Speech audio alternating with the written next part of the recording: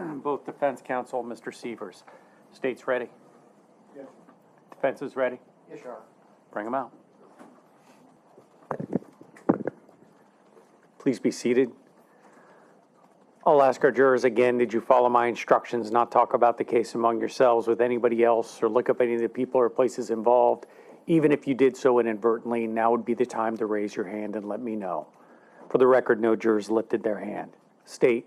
Your Honor, at this time, the state seeks to introduce what's been marked for identification as State's Exhibit 64 as a business record certification for the records that were received from Jackson National Life Insurance. No objection, Your Honor. Show it admitted. Thank you, Your Honor. Dr. Beth Mitchell.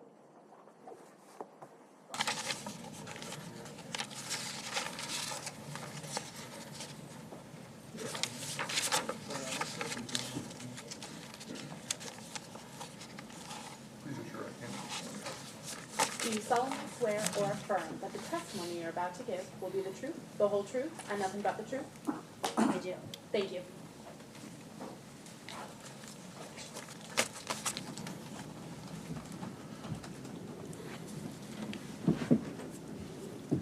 Good afternoon. Good afternoon. Can you please state your full name for the record? Bethany Ann Mitchell, And can you spell your last name for the court reporter? Mitchell. Okay. And what's your profession? I'm a physician. And when you say physician, do you hold any advanced degrees in medicine?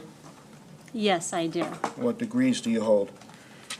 I have a doctor of osteopathic medicine license, a master in public health, completed training in internal medicine and infectious diseases. Do you know Dr. Teresa Seavers? Yes, I do. How do you know her? We met during our internal medicine training in Jacksonville, Florida in 1996. Okay, so you've known her since '96? Yes. And did you develop a friendship or relationship with Dr. Sievers when you met her in Jacksonville in 1996? Yes, I did. And how would you describe your friendship? Was it a close friendship, good friendship, or just a loose acquaintance? We became lifelong friends. We thought of each other as sisters. And do you have any kids? Yes, I do. How do your kids address Dr. Sievers when they talk to her? They called her Auntie Teresa. And how do they address her? How do her children address you when they talk to you? They call me Auntie Bethany. And did Dr. Sievers have a special relationship with one of your children? Yes, she is the godmother of my daughter, my firstborn. So did you know Dr. Sievers when she met Mark Sievers? Yes, I did. And did you know Mark Sievers before he met Dr. Sievers? No, I did not. So how long have you known Mark Sievers? I met Mark when they began dating. And is the person you referred to as Mark present in court today? Yes, he is. Can you please identify him by the color tie he's wearing? It's a ivory-colored tie. May the record reflect that the witness has identified Mr. Sievers. We'll let the record so reflect. Did you and Mr. Sievers also become friends? Yes, we did. Were you closer friends with Dr. Sievers or with Mr. Sievers? Closer with Teresa Seavers. And did your families have the kind of relationship where you might visit each other at each other's homes? Yes. Did you get to share special occasions together as families? Yes, we often shared special occasions. Was there a special occasion that your family shared with the Sievers family in April of 2015? Yes, it was my daughter's confirmation. And for the record, what county do you live in? I live in Hillsborough County. And was your daughter's confirmation in Hillsborough County, or was it here in Lee County? It was in Hillsborough County. And did the Sievers family come and visit for your daughter's confirmation? Yes, they did. So they traveled up to Hillsborough County for it? Yes. When was the last time you saw Dr. Sievers? That would be the last time that I saw her. And did you and Dr. Sievers have the kind of friendship where the two of you could communicate and confide in each other about things? Absolutely. What about your friendship with Mr. Sievers? Did you also have the kind of friendship where the two of you could communicate and confide in each other about things? Yes. Did, in fact, Mr. Sievers confide in you about things? Yes.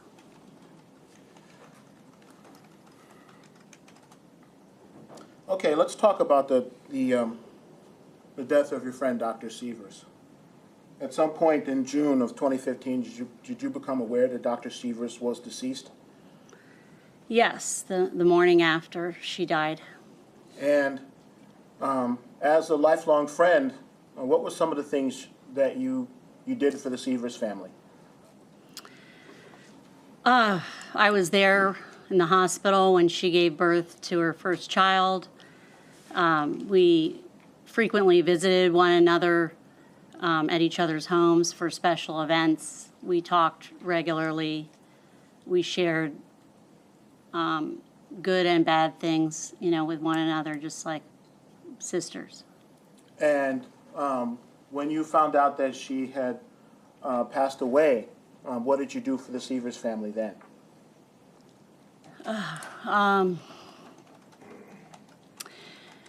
My focus was on the girls, her daughters, and also in supporting Mark, and then her mother and her sister and the rest of the family. And it was not uncommon for me to visit the girls while they were staying with their grandmother, and also to visit with Mark and the girls when he was with the girls. Did you have opportunities to spend time talking with Mr. Sievers after Dr. Sievers passed away? Yes, we talked regularly. And did you have, during those regular discussions, did you talk about the girls? Yes, we did. Was there a role that you were supposed to have with the Sievers daughters? Yes, we had engaged in discussions about guardianship if something were to happen to Mark. And we had multiple discussions about that and talked through some different things about what might happen if something happened suddenly with Mark, with regard to the girls' well-being in the immediate time anyway, given that the family was in Connecticut and that seemed like one of the best options at that time. Okay, we'll come back to what it was that was going to happen to Mr. Sievers. So during this time after Dr. Sievers was killed, at some point after that, did you become aware that an arrest had been made in the case involving her death? Yes. And who was it that you learned had been arrested? I learned that Wayne Wright had been arrested. Do you know Wayne Wright? I had met him before, but I wouldn't say I knew him really. Did you know whether or not he had any kind of relationship with the Sievers family? I knew that he was a lifelong friend of Mark's.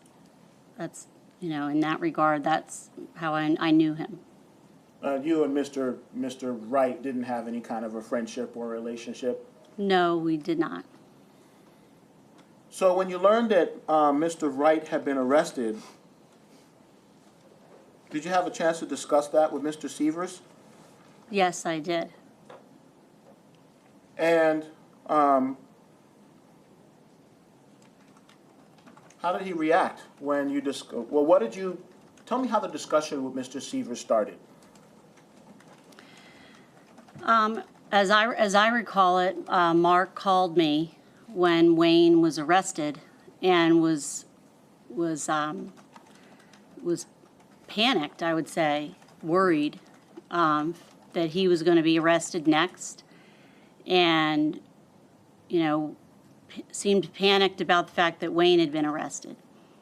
And it was a surprise to me learning that Wayne had been arrested. So I was asking Mark, what's going on? Why would Wayne be arrested? Your friend from Missouri.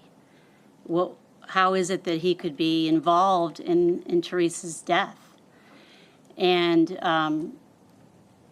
he was emphatic that Wayne had nothing to do with this, and that there's no way Wayne would be involved, and that this was clearly the police fabricating a case against Mark and Wayne.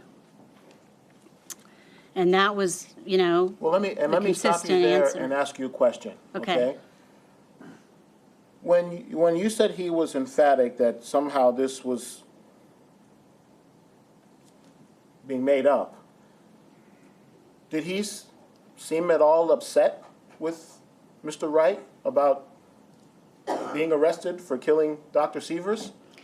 No, actually, and that was the strange thing to me, that he was not upset by it in that regard, not angry, not curious, even remotely curious that it could be possible, but definitely no anger whatsoever, even at if he possibly was going to be related to the death of Teresa.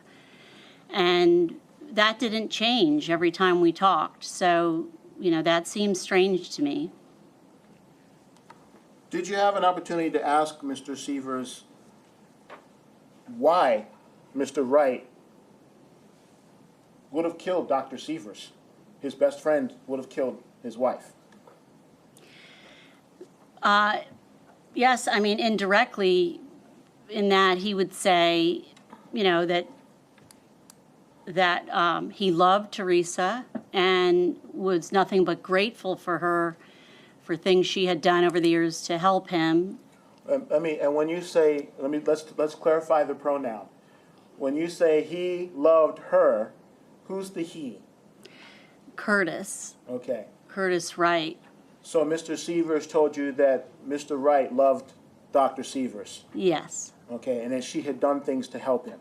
Right, and for that he would be nothing but grateful and have no ill will toward Teresa. So, there was no reason he could give, but he wouldn't even entertain the notion that there would be a reason because he was innocent, period. When you say, again, let's clarify the pronoun. When you say he would not entertain the notion because he was innocent, the person who wasn't entertaining the notion was Mr. Sievers? Correct. And the person who was believed to be innocent, was that Mr. Wright? Correct. Okay.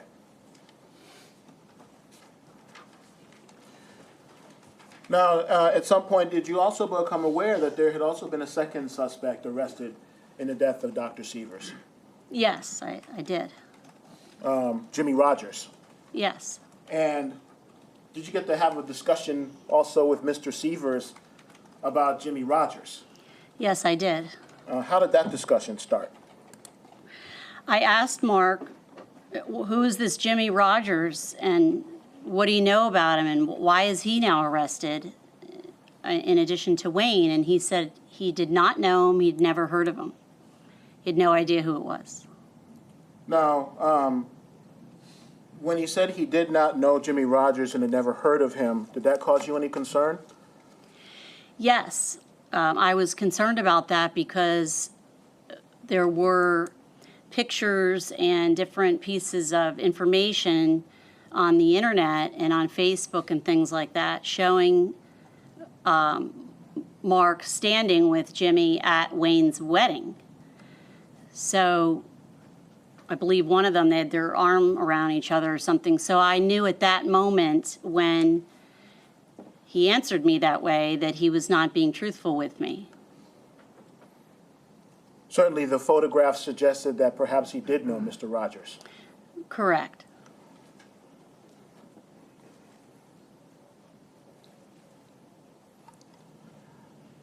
Now, you said earlier that Mr. Sievers did he ever express any anger to you during your discussions about Mr. Wright? Never. And never showed any anger toward Wayne or any kind of anything close to anger around it. It was mostly concern for his well-being and that fact that he had been inappropriately arrested. Did Mr. Sievers express anger towards law enforcement? Yes, he had a lot of anger toward law enforcement that he expressed to me regularly. So he was more angry with law enforcement than he was with the person who was accused of killing his wife? Correct. Lieutenant, the witness. Defense. Thank you. Doctor, you said you're a physician? Yes. Where do you work? I have a couple of jobs. Okay, Work at the Hillsborough County Jail as my full-time job. okay. The Hillsborough County Jail, and that's kind of in Tampa, Florida? Correct. Okay. And you first contacted the state attorney's office about what you knew about this case on November 5th of 2019, is that correct? Yes. Okay. And the reason, if I understand, I got an email from Mr. Hunter, and you just tell me if the email is incorrect. Objection. Beyond the scope of direct email is irrelevant. Judge, it's relevant why she contacted the state. Overruled.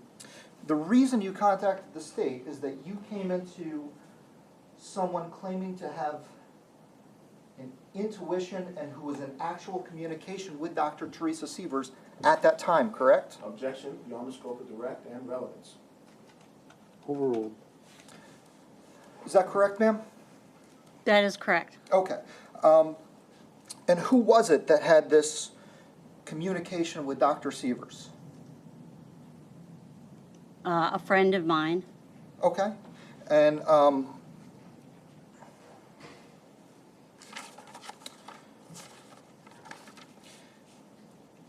so that was what got you to contact the state, is someone's intuition, their communication with Dr. Sievers. Is that correct? Essentially. Okay. When Mr. Hunter asked you if you ever asked Mark if Curtis would kill Teresa, you said you asked him, but indirectly. Do you recall that? I thought I was talking about Jimmy Rogers then, but maybe. Okay. Did you ever directly ask? Yeah, yes, we had lots of conversations about Wayne and his arrest. Okay. And so Wayne's arrest, that would have been in October of 2015. Is that correct?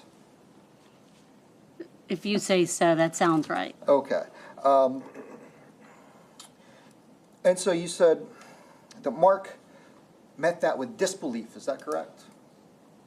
Correct. When he was talking to you, what information about Curtis's arrest, what did you have at that point? Or what did he have, rather?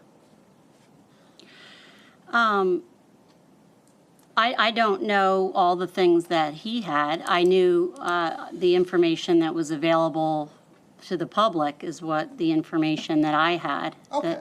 Like the information about the photograph, is that correct?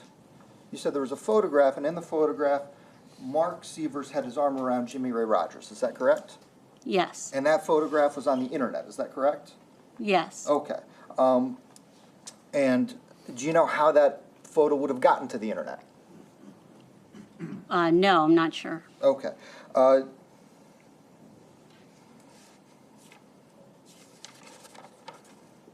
Do you recall when you saw this photograph of Mark standing with his arm around Jimmy Ray Rogers? Sometime after Jimmy Rogers was arrested. Before that, I don't know. I didn't know who Jimmy Rogers was. Okay.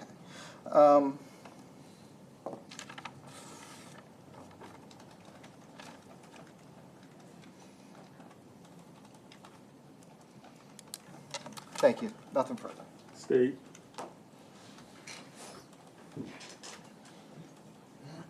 Just a minute.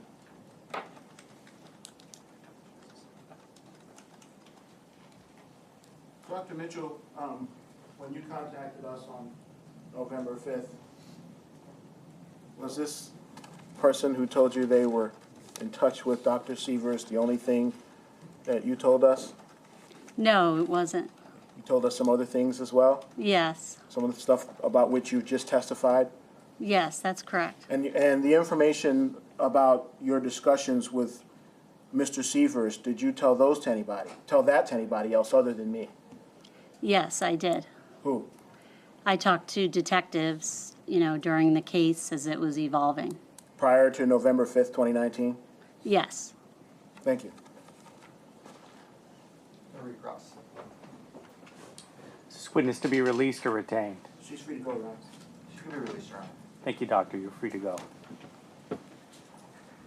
State calls Daniele Berardelli.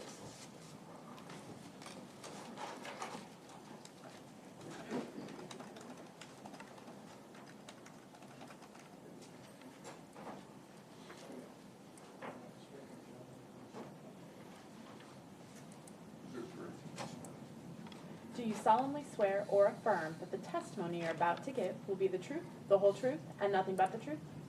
Thank you.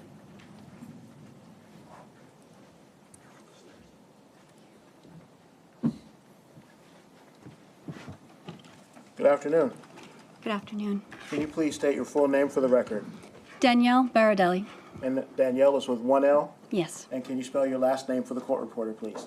Berardelli. And Ms. Berardelli, what's your profession? I am a superintendent for the Solid Waste Management Department for the city of Albuquerque. So you live in New Mexico? I do. And did you know Dr. Teresa Sievers? I did. How did you know her? We were childhood friends.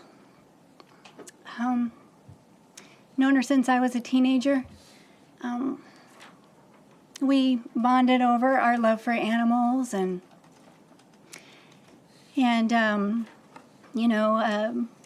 talked about our fears together and our concerns, but dreamed about, saving the world someday and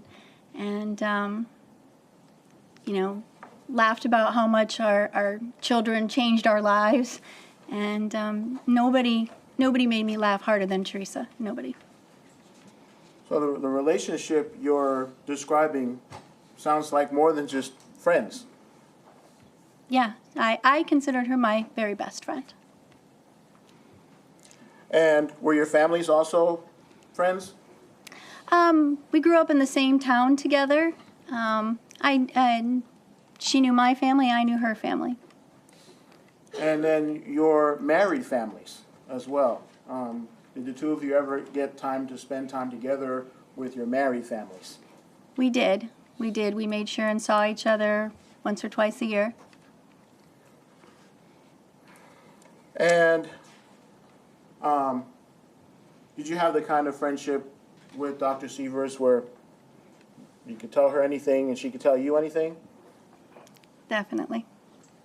And you, the two of you were friends when she married Mr. Sievers? Yes. And did you become friends with Mr. Sievers as well? Yes, he was the husband of my childhood friend, so I thought of him as family. And did you and Mr. Sievers also have the kind of relationship where you could be frank with one another? Yes. How did you learn that Dr. Sievers was deceased? Her sister called me the day they found out. And when you learned that she was deceased, what did you do? I hopped on a plane the next day to come here. So the next day you flew from Albuquerque, New Mexico to here in Fort Myers? At the time, I was living in El Paso, and I flew from El Paso here.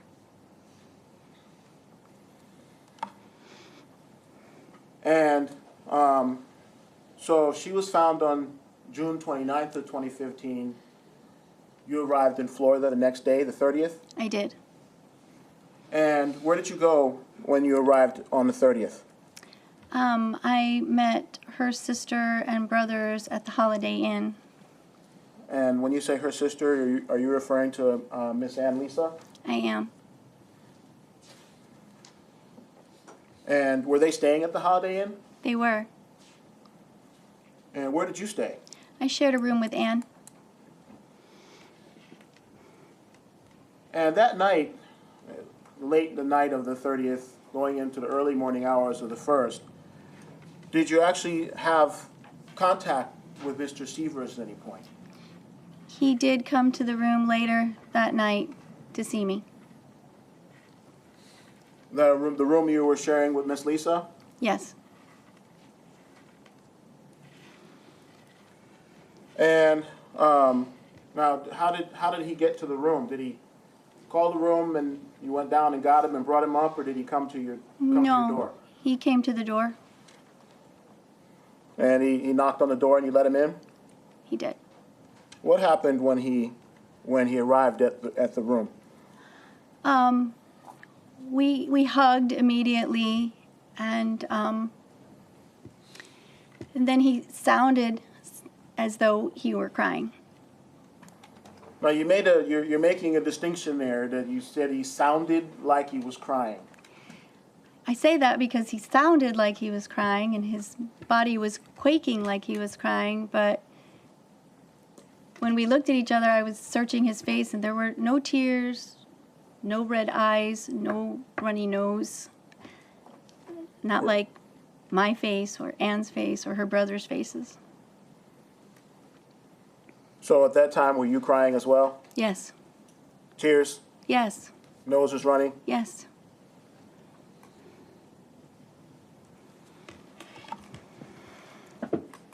So when Mr. Sievers arrived at the room at the Holiday Inn that night, did you have a chance to talk with him about Dr. Sievers? Specifically about the children. I did, and I was taken aback because, you know, I thought our first words would be about the void that Teresa was going to leave as a mother and as a wife and as a friend, and or like the who or the why, the how. But instead, we had a conversation about who was going to take care of the children in the event that he could not. And then we talked about the life insurance policy. Did Mr. Sievers tell you at that point that he had some kind of terminal illness or something that would prevent him from being able to care for his daughters? No. But he was concerned he wouldn't be around. Yes, and I was very confused by that and told him so. Then you said the very next topic was life insurance. Did the life insurance come up in reference to the girls, or did it come up for some other reason? No, so after he talked about somebody taking care of the girls, he literally dropped to his knees at the foot of the bed and he started talking about money and the fact that he was very concerned about how he was going to make money to raise the girls financially. And he said that he didn't have a job, he hadn't worked for anyone in years. He thought maybe he could go back to nursing at some point and get recertified, but that would be a lot of time away from the girls. And he was looking at me like for the answer, because I had the answer. I knew what the answer was. And I said to him at that time, Mark, when you asked me to be guardian of the girls, you told me that there was a very large life insurance policy. You told me that the girls would be very well taken care of. And he immediately had a look of relief on his face, and he put his head in his hands and he said, "Oh, I totally forgot. I completely forgot." So you knew about the life insurance policies from Mr. Sievers?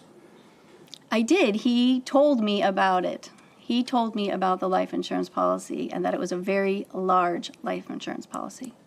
And in the late night hours, early morning hours, so between July 30th and July 1st of 2015, he didn't appear to remember that? No, but he remembered that I was to be guardian of the girls.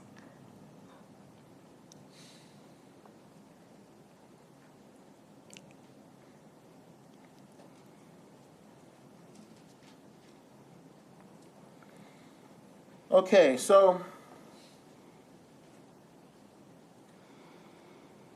in the months after Dr. Sievers was killed, did you stay in contact with Mr. Sievers? Every day, just about every single day. Now, I'm guessing at some point you had to go back to work, back home at the time you were in El Paso. Yes, So did you stay in contact with him by phone? yes. Why did you stay in contact with him every day? Because before I left that week, after she was killed, he had asked me 3 more times to make sure that I took care of the girls if there was some reason that he could not. He also talked or expressed concern about the police questioning him and whether or not people thought he was a suspect. And so we also talked about the fact that if I spoke to him every day, and this was said that, you know, he could be arrested at any time. He was concerned about that. He could be arrested in the middle of the night. If we talked every day, then I would know if something happened, and then I could make immediate arrangements to be in Florida to get there as quickly as possible. So if you, for some reason, were unable to get a hold of Mr. Sievers on any given day, you would know what to do? Right.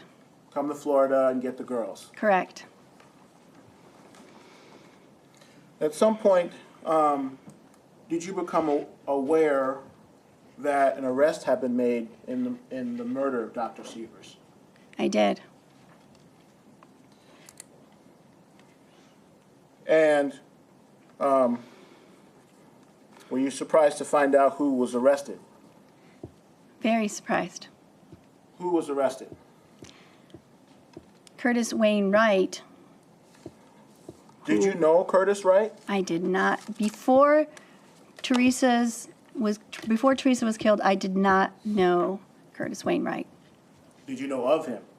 No, I did not. Did you have a chance to talk to Mr. Seavers about Mr. Wright? I did. How did that discussion start? Well, it started because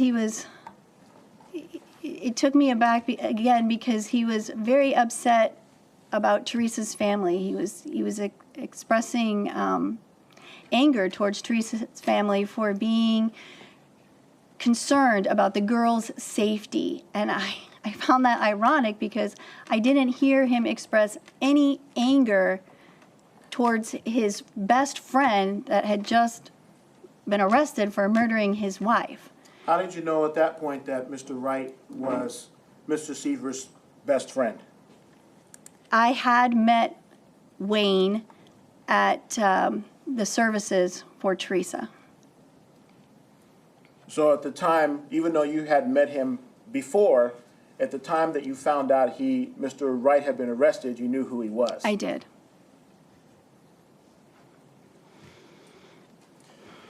And how did Mr. Sievers react when you talked to him about Mr. Wright's arrest? He seemed to be very concerned about what Wayne might be saying to the police. He said he could be saying anything. He believed that maybe out of just fear of the situation, he could be implicated, Wayne could implicate him. And I told him that was ridiculous because this is his very best friend. And if he had absolutely nothing to do with it, certainly his best friend isn't going to throw him under the bus to save himself. I even went so far as to say to him, you know, Teresa would never implicate me for something I had nothing to do with to save herself. I certainly would never do that to her. So, Mr. Sievers, you're saying, so Mr. Sievers wasn't upset that Mr. Wright had been accused of murdering Dr. Sievers, but was concerned that somehow Mr. Wright would say something that would implicate Mr. Sievers in the murder. Correct. And then did you ever become aware that a second subject had been arrested in Dr. Sievers' murder? I did. Jimmy Rogers. Yes. And did you get to have a discussion with Mr. Sievers about Jimmy Rogers as well? I did, and at the time, I had already received a photograph in my email. It was a photo of Mark at Wayne's wedding, and he was talking. It appeared that he was talking to Jimmy Ray Rogers and Taylor Showmaker in the photograph. And having already seen that photograph, I asked him if he knew Jimmy Ray Rogers. And he said no. And I asked him if he was at all acquainted with him or had ever met him, and he said absolutely not. So before you asked him whether or not he'd met Mr. Rogers and knew who he was, you hadn't yet told Mr. Sievers that you'd seen a picture of them at the wedding. Correct.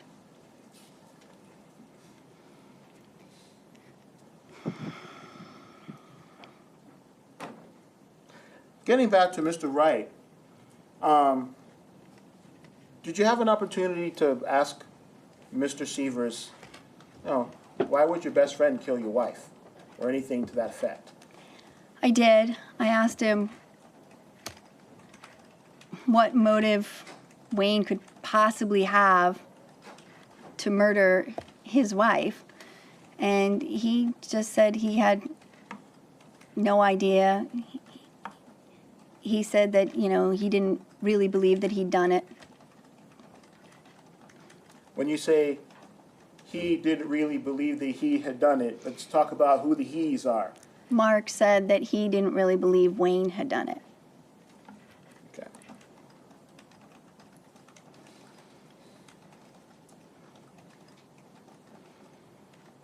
Did he ever get upset about Wayne's alleged involvement in the murder?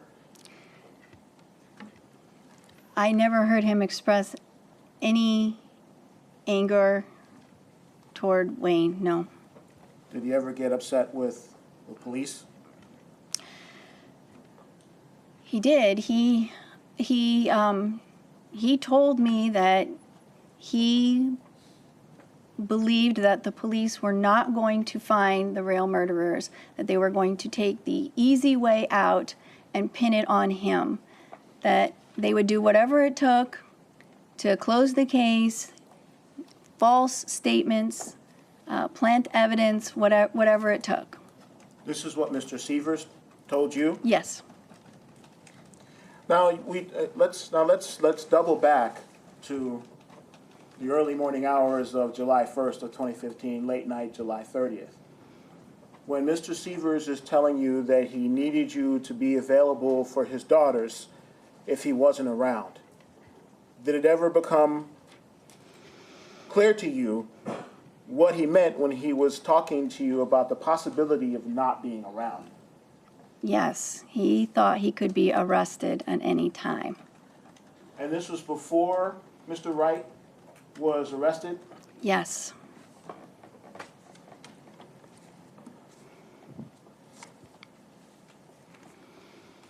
Mr. Sievers was more upset with the police than he was with Mr. Wright Yes.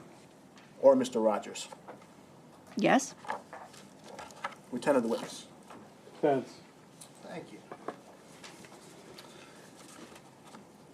So, ma'am, you said that you flew into town the day after this was discovered. Is that correct? Yes. Okay, so that would have been June 30th of 2015. Is that correct? Yes. Okay. And that's when you said you met with Mr. Sievers in the hotel room. Is that correct? And you said you didn't believe he was crying. It didn't look like he was crying. You said you found it suspicious. Is that correct? It startled me. Okay. And on July 1st, 2015, you sat down and you gave a sworn statement to the Lee County Sheriff's Office. Is that correct? I did. You didn't tell them any of that, did you? I did not. Okay. And in fact, you first told the state attorney's office the story you just told here today in, that would have been October of this year. Is that correct? Yes. Okay. You said you had a photograph in your email of Mark Seavers talking with Jimmy Ray Rogers and Taylor Shoemaker. Is that correct? Yes. Okay. Did you forward that email to the state attorney's office?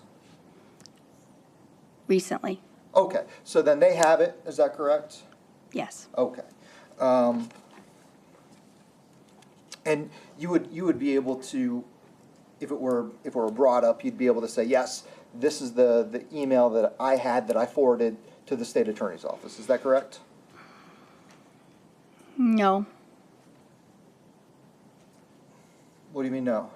I don't know if I have the original email. I just have the photo. Okay, but you could clearly identify the photo of Mr. Sievers talking with Taylor Shoemaker and Jimmy Ray Rogers. Is that Yes. correct? Okay. Yes.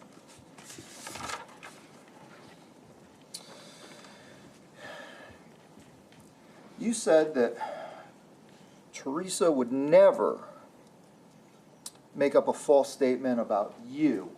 Is that correct? And basically provide false testimony about you in exchange for anything. Is that correct? No, what I said was that she wouldn't throw me under the bus if I were completely innocent to save herself. Okay. Teresa wouldn't do that. No. Is Teresa a 5-time convicted felon? No.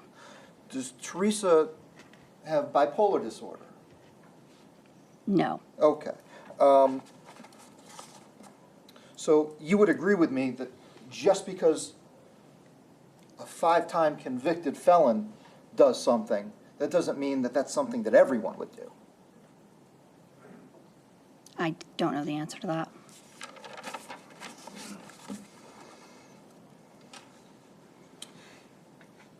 You said when you saw that Curtis Wainwright had been arrested, you were surprised. Is that correct? Yes. Other than knowing that Curtis was arrested, what else did you know about what had happened at that point?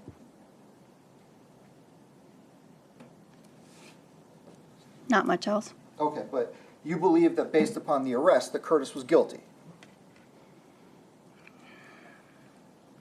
I didn't know if he was guilty or not. I just know he was arrested. Okay.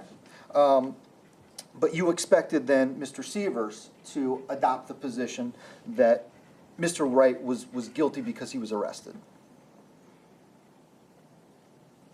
I expected him to be upset about it, yeah. Okay. This was his best friend, is that correct? And you said you're best friends with Teresa. Correct. You wouldn't want to believe that Teresa did something terrible, correct? You wouldn't want to believe that, would you? I don't know because I'm not in that situation. Okay.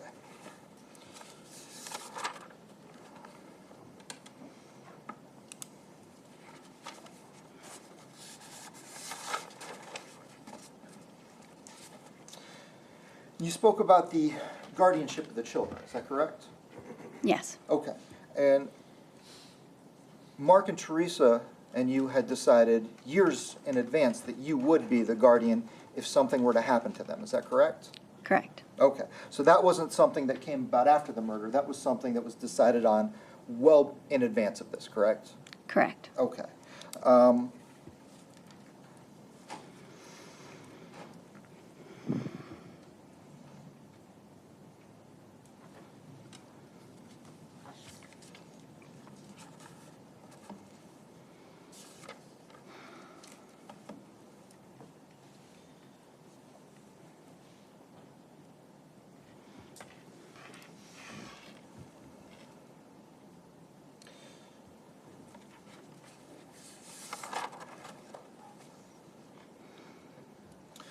I want to talk to you a little bit about the life insurance policy. You said Mr. Sievers didn't remember the life insurance policy, is that correct? That's what he said. Okay. Had you and he spoken about life insurance prior to Teresa's death? When they asked me to be guardian of the children, that's when he talked to me about the large life insurance policies. That was in 2009, is that correct? I do not remember the year. Okay. But they talked to you during the course of events in which they were doing their estate planning, is that correct? I don't remember the course of events, I just remember them asking me that. Okay.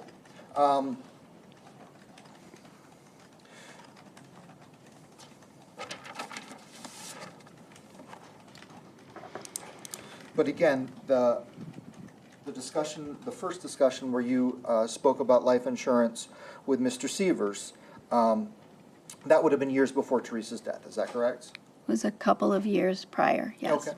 And did he ever tell you that he also had a large life insurance policy on himself? I didn't know how many policies there were, what the sum was. I didn't know the particulars. Okay. Did you know who the beneficiaries were? Again, I didn't know any particulars. Just that it was a large sum and the girls would be very well taken care of and I didn't need to worry about money. That's what was said. Okay. And Mr. Sievers, he was primarily concerned about the girls' well-being, is that correct? When? I mean, just mostly as a parent. You said you knew him for a long time, is that correct? I don't know if my perceptions were correct, so I don't know. Nothing further. State. Since we're talking hypotheticals, your best friend Teresa have been arrested, God forbid, for killing your husband. Would you want to know why? Yes. Did Mr. Sievers ever ask why? Not that I recall. That discussion that we had about what you've testified to today, did you make disclosures to anybody with the intent of those disclosures going to law enforcement prior to our discussion? I did. And who did you make those disclosures to? The family, Teresa's family. And did members of law enforcement ever reach out to you to follow up? They did not.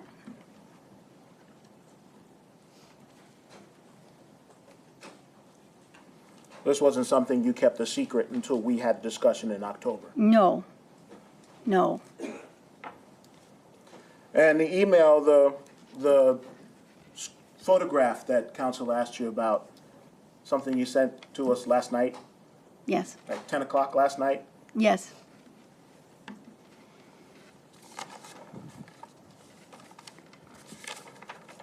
And just to be clear, I might not have asked the right question.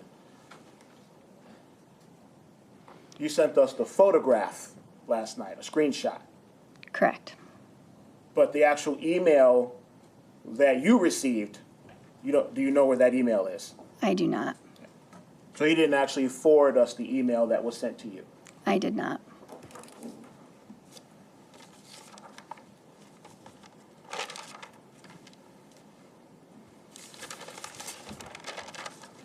Thank you.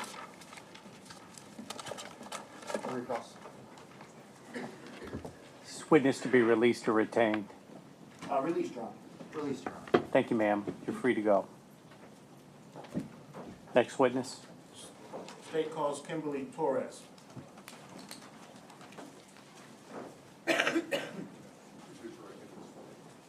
Do you solemnly swear or affirm that the testimony you're about to give will be the truth, the whole truth, and nothing but the truth? Thank you.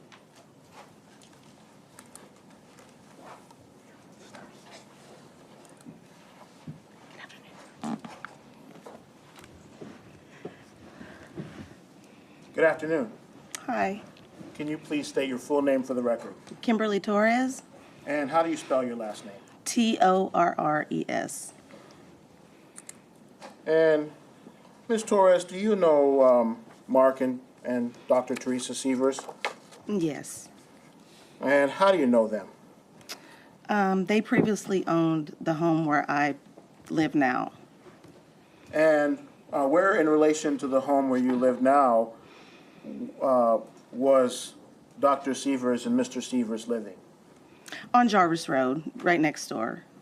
So they owned the house right next door to the house that I they had? purchased, yeah. Okay. How long have you lived next door to the Sievers family? For 6 years. And, well, is that 6 years up to today or 6 years up to when Dr. Sievers was killed? 6 years from when she was killed. Okay. So you've lived in that home for about 10 years. Yes.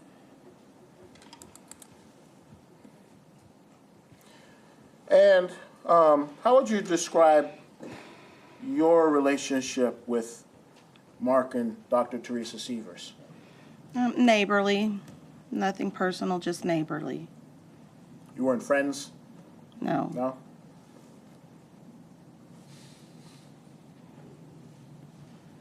And during the time, during the months immediately prior to Dr. Sievers' death, did Mr. Sievers ever visit your home? Yes. How did that happen? Several times he would be on the front porch. My son would go outside and he would say if I'd seen his dogs, or 2 other times, or his daughters was selling little bracelets that I purchased from them, things like that. So it wasn't unusual for Mr. Sievers to be outside the front of your house for whatever reason? No, it wasn't unusual. He was always there. What about the back of your house? Was he a regular visitor in back of your house? No. Objection, Your Honor. May we approach? Sure.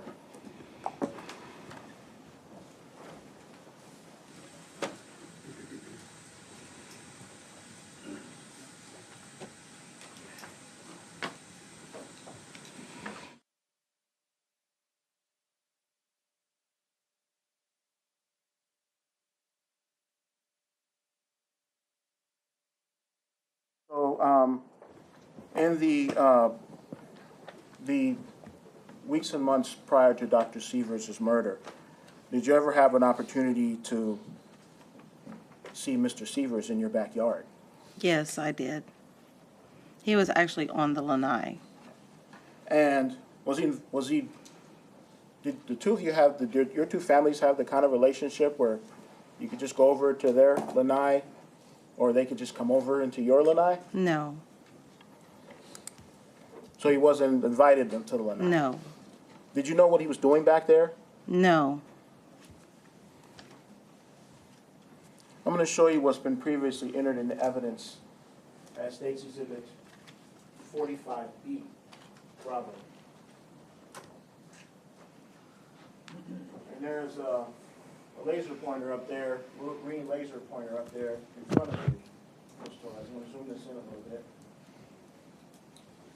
Can you see your house in State's Exhibit 45B? Yes. Can you point to it with the laser?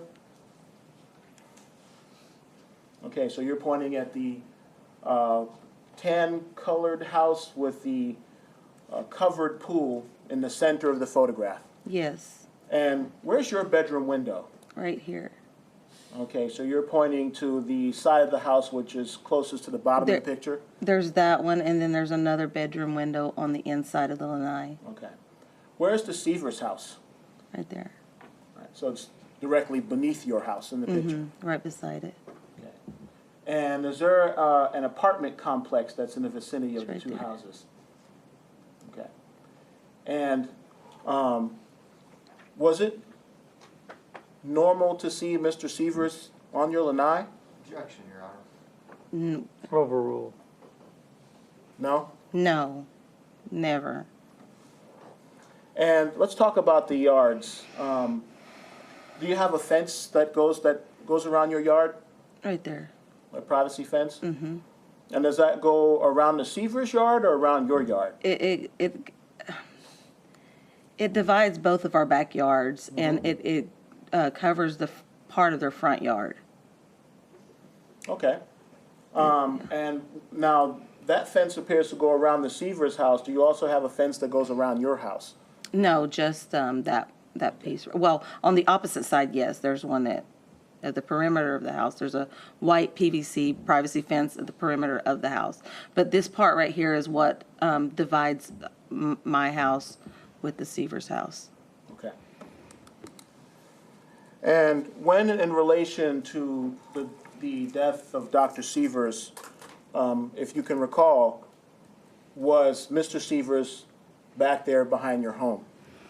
It was, I want to say towards the beginning of the year, maybe February or March. I don't know the exact date.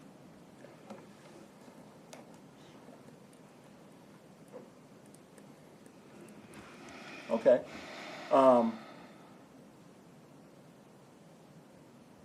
Well, was it when you said February, are you guessing what date it was? Well, I know it wasn't in January because my husband and I were usually in Mexico during that time. So I know it was in February, or it was, and we stay a month in Mexico, and we usually return home in February. So it maybe towards the end of February, maybe, or March. I really don't know. I don't know the exact date. It wasn't in June? No, it was not in June. What about May or April? Objection, Your Honor. Witness already testified, she doesn't know. Sustained. I think the witness testified she wasn't sure, Your Honor. Sustained. All right, so let's move along. Now, did you have an opportunity to? Have you ever had an opportunity to speak to Mark Sievers? I've spoke with Mark Seavers. And do you know his voice when you hear it? Yes. Have you ever had an opportunity to speak to Dr. Sievers? Yes. Now, who did you speak with the most? Mark. Did you know Dr. Sievers' voice when you hear it? Yes. In the months prior to her murder, or in the weeks prior to her murder, did you have an opportunity to be at your house and to hear Mr. Sievers and Dr. Sievers' voices at their house? Yes, I did. I could hear them. What were you doing at your house when you overheard their voices? I had invited some family over for a cookout, and we were on the back lanai by the pool, and I just overheard them arguing. I didn't want to hear them arguing, but, that's their business. But I heard them arguing. I think they were probably either in the backyard or on their lanai, because our houses are so close together, you could really, I could even hear the girls playing in the pool sometimes. And when you overheard them arguing, was it a continuous argument, or was it an argument that stopped and started, stopped and started? It pretty much stopped and started. I think maybe they took it back inside because I could no longer hear them after the first few minutes. So prior to them taking it inside, were you able to overhear what they were saying? Teresa had said that she was. Well, Sustained. the question was, were you Yes, able yes, to yes. overhear what they were saying? And prior to them going inside, was the argument continuous then, or did it stop and start, stop and start? That was the only thing that I had overheard, was just for a few minutes. I tried not to pay too much attention. Actually, I was kind of embarrassed because I had family over for dinner, and that's not what Right, but the question that, let me ask you the question. Yes. You said you overheard them arguing, Yes, I did. and you were on your lanai. Yes. Was that argument continuous before they went inside, or did it stop and start, and then they went inside? It was continuous, and then right after that, we went inside and had dinner. Okay. So, The part of the argument that you overheard, you said was continuous. Were you able to hear Mr. Sievers' voice?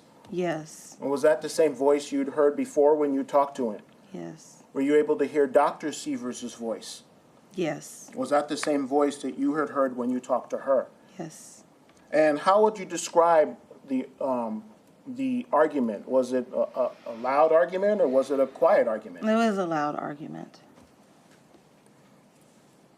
And during that argument, did you hear Dr. Sievers say anything to Mr. Sievers? Yes, Did you hear Dr. Sievers say anything to Mr. Sievers? yes. What did she say? There was some profanity, but she says, I'm tired of this crap. I'm leaving. Did she use the word crap or some other word? Yes. She used another word. Okay. Was it a bad word? Okay. So she said she's tired of this, and she used a bad I'm word. effing tired of this. So, Okay. And she said she's leaving. yes. And did you hear Mark Sievers' voice respond to that? Yeah, his wasn't as loud. She was more loud. He says, if that's what you want to do, fine. But we'll see about that.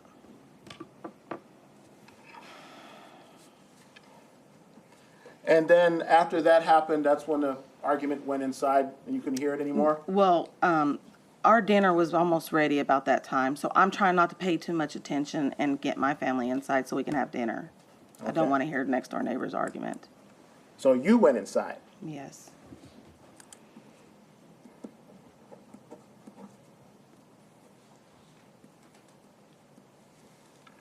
And how long before Dr. Sievers was killed did you hear this argument? Maybe a month and a half. So if she was killed on June 28th, you may have heard this in the mid. Bleeding? Sustained. Okay.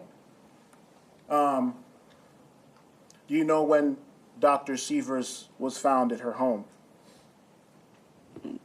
Excuse, do I Do you know? know when Dr. Sievers was found dead at her home? Yes. And do you recall that date? Yes, I do. What was the date? It was Monday, June the 28th. Okay, and so if this was a month and a half before she was found, what month would this have been in? It would have been in April. June 28th? May or yeah, like May. Okay. So a month and a half might be the middle of May? Yeah. Okay. Your Honor, we tender the witness. Defense. Thank you. Good afternoon. Good afternoon. Now, ma'am, you said that you overheard Dr. Teresa use some profanity and then say, "I'm leaving." Do you recall that? Yes. Did you ever actually see her get in her car and leave after that? No, I did not. Okay. And you gave a couple statements to law enforcement, is that correct? Yes. Okay. And do you recall the first statement would have been to Detective Nolan? Do you remember Detective Nolan? Yes. English accent? Yes. Okay. And you gave an interview with him on June 29th of 2015. Do you recall that? Yes. Okay. And is it fair to say that when you gave Detective Nolan an interview, you didn't mention this argument, correct? I didn't. Yes. And in fact,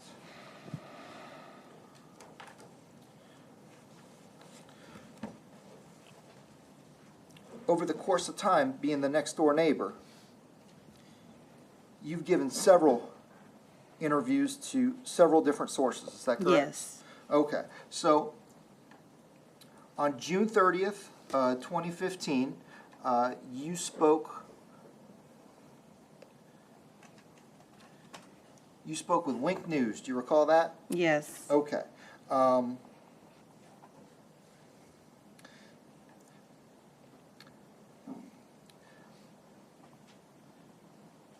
And hold on. Following that, you've given interviews to NBC2. Yes. You spoke with ABC7. Yes. And in fact, you spoke with Fox 4. Yes.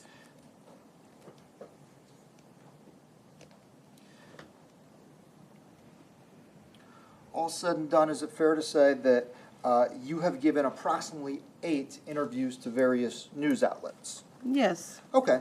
And the story you recounted with the state just now,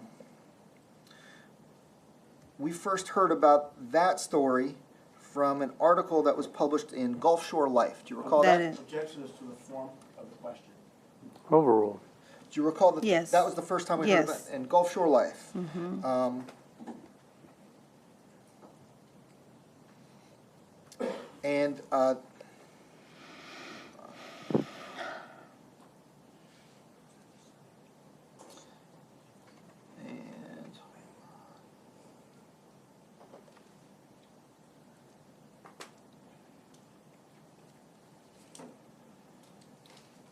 do you recall when you gave that statement to Gulf Shore Life?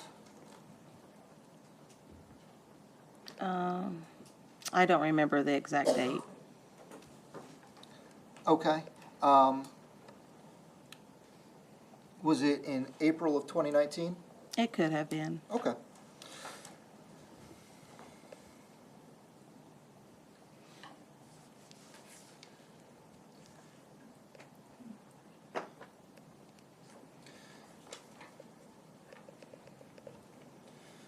Most recently, you spoke with Fox 4. Do you recall that a couple weeks ago? No. You don't recall speaking with Fox 4 News? No. Do you recall speaking about somebody who showed up asking you questions about Mr. Sievers? Not with Fox 4, no. Who'd you speak with? I spoke with Wink. Okay, I'm sorry, you spoke with Wink. Yes. And do you remember that interview with Wink? I do. And do you remember that interview that you said that you were terribly upset for the Seavers girls, the children? I do. Okay. And you said that you were going to do whatever you had to make sure those girls got justice. Do you recall saying that? Nope. No, I don't remember saying that. Okay. Do you recall saying that after Mr. Sievers was arrested that you felt relieved? Yes, I do. Okay. That made you feel safe? Yes.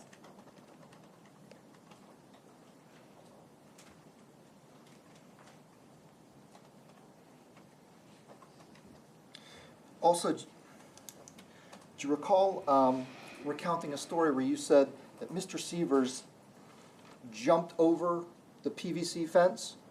I never said that. I told the news that was someone told me that because the day that Mr. Seavers was arrested, my house, we were barricaded in my house, and the SWAT team were in our yard, had us all barricaded. And I had told the news media that a neighbor told me that. Okay, okay.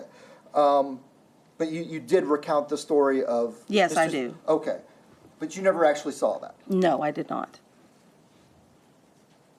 Do you recall telling Fox 4 about the children? Anybody who has a heart is feeling very sad for these children right now. They've lost their mom. No matter how much of a creep their father is, they lost their father. Do you recall telling? Yes. Okay. So is it fair to say that you don't like Mr. Sievers? Not really. Okay.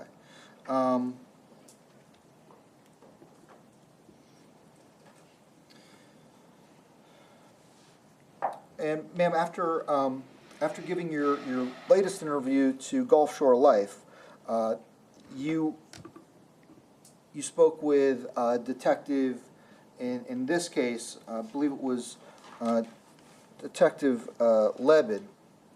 You spoke with him, was it October of this year? It could have been October. Okay, so,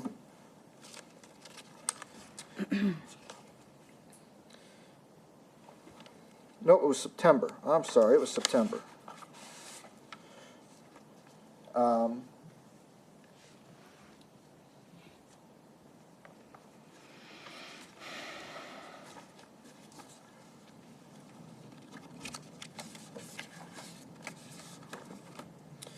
Now, you said you weren't very close with the Sievers family, is that correct? That's correct. Okay.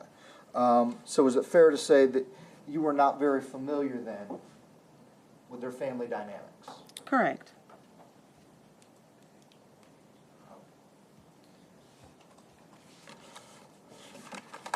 Thank you, ma'am. Nothing further. State. Sure.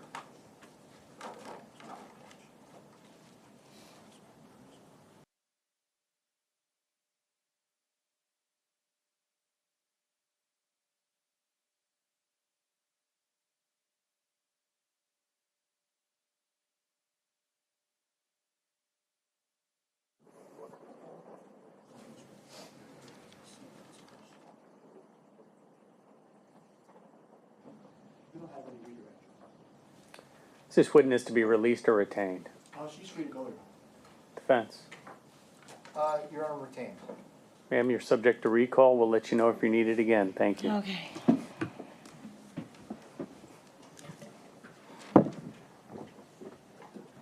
With that, we'll take a quick afternoon break. Let everyone stretch your legs, use the restroom if you need to. Please don't talk about the case among yourselves with anybody else or look up any of the people or places involved, and we'll be with you shortly.